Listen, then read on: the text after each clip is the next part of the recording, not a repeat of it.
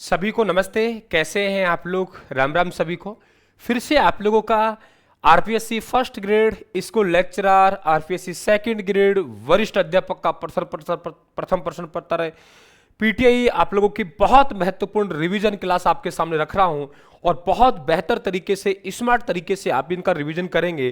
प्रति 10 मिनट में हम लोग एक एक घंटे को टॉपिक को लेके जाएंगे। अरावली, देखो अरावली की यदि आप लोग सामान्य जानकारी की बात करते हैं तो आपको सबसे पहले पता होना चाहिए कि ये प्री कैम्ब्रियन काल में बनी। पहले काल पता होना चाहिए बेटा, प्री कैम्ब्रियन काल है। उस प्री कैम्ब्रियन काल में इसका निर्माण हुआ और एक अपलेश्वन पर्वतमाला है, उस अपलेश्वन पर्वतमाला से इसका तुलना की जाती है। मैंने आपको यह भी बताया था कि पर्वतीय भाग है और पर्वतीय भाग है तो गोंडवाना लैंड का अवशेष है। राजस्थान का पहला भौतिक प्रदेश, सबसे पहले इसका निर्माण हुआ। दुनिया की सबसे प्राचीन वलित पर्वतमाला है। अरावली का जो विस्तार है अगर हम लोग देखेंगे तो यहां से इधर आप लोगों के अरब सागर पड़ता है, जड़े इसकी अरब सागर तक हैं और अरब सागर को अरावली का पिता कहते हैं। वैसे ये जहां से धरातल से उठती है वो एक स्थान है खेड़ा ब्रह्म, और खेड़ा ब्रह्म पड़ता है पालनपुर गुजरात में। वहां से अरावली होती है, फिर राजस्थान में आती है और राजस्थान में से फिर आगे जाके ये हरियाणा होते हुए ये दिल्ली तक जाती है। यानी कि हमारे पास में 3 राज्य हो गए, एक गुजरात, एक हमारे पास राजस्थान, दूसरा हरियाणा, तो एक केंद्र शासित प्रदेश दिल्ली हो गया। दिल्ली में राष्ट्रपति भवन यहाँ बना हुआ है, इन्हें रायसीना की पहाड़ियां कहते हैं यहाँ पे। तो यहाँ तक इसका विस्तार है।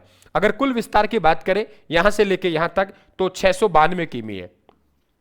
692 किमी अरावली का पूरा विस्तार है। राजस्थान में हम कहेंगे लगभग 80% भाग है, यानी 550 किमी है राजस्थान में। समुद्र तल से 930 मीटर की इसकी औसत ऊंचाई है। यहां से अरावली को हम 3 भागों में डिवाइड करते हैं और 3 भाग हमें मालूम होना चाहिए। एक अरावली को दक्षिण अरावली कहते हैं, दूसरे अरावली को मध्यवर्ती अरावली कहते हैं और तीसरे अरावली को उत्तरी पूर्वी अरावली कहते हैं। दक्षिण अरावली यानी हम यहां से सिरोही उदयपुर वाला इलाका है, ये रहा हमारा। तो सिरोही उदयपुर से जाएंगे तो हमारे पास देवगढ़ पड़ता है। देवगढ़ तक ध्यान रखें आप, जिसे दक्षिणी अरावली कहते हैं। 2 ही पॉइंट ध्यान रखना है भाई, सिरोही उदयपुर से एंट्री करती है और ध्यान रखना सीकर झुंझुनू से बाहर निकल जाती है ना। तो आपको तो 2 ही तो पॉइंट ध्यान रखना है। एक ध्यान रखना है देवगढ़, दूसरा रखना है सांबर। देवगढ़ राजसमंद तक, यहां से लेके यहां तक दक्षिणी अरावली, फिर यहां से लेके यहां तक मध्यवर्ती अरावली, और सांबर की पहाड़ियों से खेतड़ी झुंझुनू तक ये आपके उत्तरी पूर्वी अरावली होगी। अरावली की एवरेज ऊंचाई अगर हम तीनों पार्ट को मना ले तो हमारे पास 930 है। लेकिन फिर भी आप लोगों से इंपॉर्टेंट क्वेश्चन पूछ सकता है आप लोगों से, वो कहेगा आप लोगों से कि औसत ऊंचाई, यानी यहां देखेंगे आप लोग तो हमारे पास में दक्षिणी अरावली है, उसकी 1000 मीटर है, मध्यवर्ती अरावली की 700 मीटर है और उत्तरी पूर्वी अरावली की 450 मीटर है। राजस्थान की सबसे ऊंची चोटी आपको मालूम है, सबसे ऊंचाई लिए हुए आपके गुरु शिखर है। अरावली का सबसे निम्नतम बांध करें तो निम्नतम जो इलाका है आप लोगों का वो मध्यवर्ती अरावली, सबसे कम विस्तार है, यानी पुष्कर घाटी। अरावली का अगर सबसे नीचे का पॉइंट की बात करेंगे तो सबसे नीचे का पॉइंट कौन सा है? पुष्कर घाटी, अरावली का सबसे निम्नतम बिंदु। तो अरावली का सबसे निम्नतम बिंदु की बात करेगा तो अरावली का सबसे निम्नतम बिंदु कौन सा है? पुष्कर घाटी है। और सबसे उच्चतम है वो कौन सा है? गुरु शिखर है। ठीक है, इसके बाद गुरु शिखर 1722 संतों का शिखर कहते हैं। शेर 1597 दिलवाड़ा।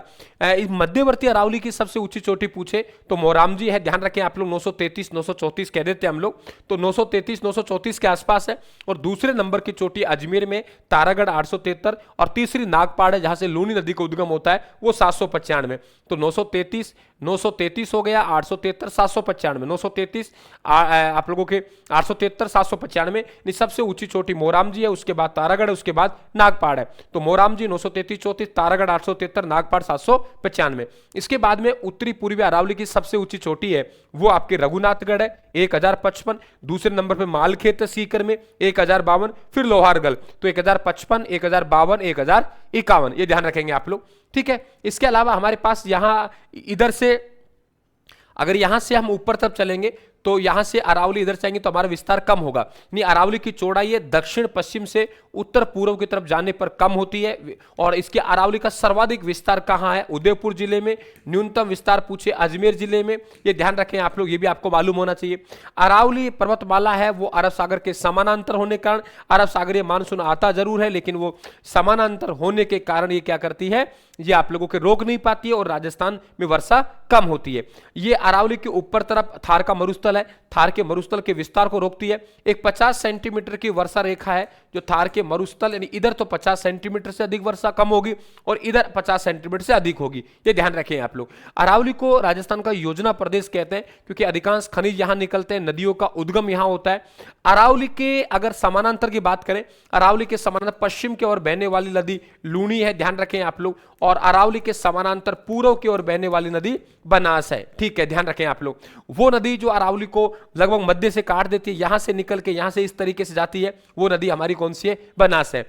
इधर हमारे पास करौली सवाई माधोपुर वाला इलाका है, इधर से अरावली की पहाड़ियां जाती है, इधर से विंध्याचल की पहाड़ी जाती है, ना, तो इधर से अरावली की पहाड़ियां, इधर से विंध्याचल की पहाड़ियां जाती है, तो इधर से अरावली की पहाड़ी, इधर से विंध्याचल की पहाड़ी, संक्रांति प्रदेश कहलाता है, ये भी ध्यान रखें।